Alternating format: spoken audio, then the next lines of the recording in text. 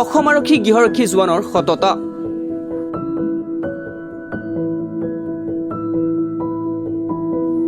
লাখ লাখ টকা পায়ো বিচলিত নহল বৰসিং।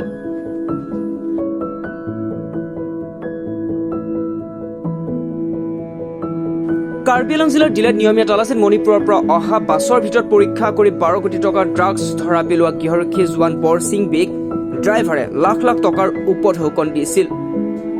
কিন্তু গৃহৰক্ষীৰ দায়িত্ব পালন কৰি সততাৰে জীয়াই থকা বৰসিঙে ধনৰ প্ৰতি কোনো লোভ নকৰি ড্ৰাগছসহ 2 সৰবৰাহকাৰী মহিলাক আটক কৰিবলৈ সাহস গোটালে। গৃহৰক্ষী জোৱান বৰসিং বেগ কৰ্তব্যনিষ্ঠা আৰু সততাৰ বাবে আৰক্ষী সঞ্চালক প্ৰধানে 1 লাখ টকাৰ পুৰস্কাৰ প্ৰদান কৰে। জানিব পৰা মতে কাৰ্বি আংলং স্বায়ত্তশাসিত পৰিষদৰ ফালৰ পৰাও তেওঁক 1 লাখ টকাৰ পুৰস্কাৰ ঘোষণা কৰিছে। বৰসিং বেগ সততাই আৰক্ষীৰ বৰমূৰীয়াসকলক নৈতিকতাৰ শিক্ষা দিব পাৰিবনে? বৰসিং বেৰ এনে মহান কামৰ বাবে তেওঁক গৃহৰক্ষীৰ পৰা আৰক্ষী কনিষ্টবল পদলৈ পদোন্নতি দিয়া হ'ব বুলি আৰক্ষী সঞ্চালক প্ৰধান ভাস্কৰ জ্যোতি মহন্তই প্ৰকাশ কৰিছে।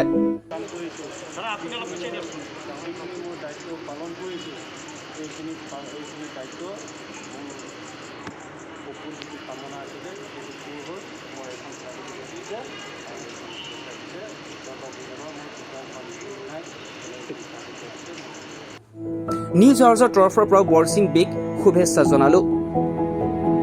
Bureau report news hours.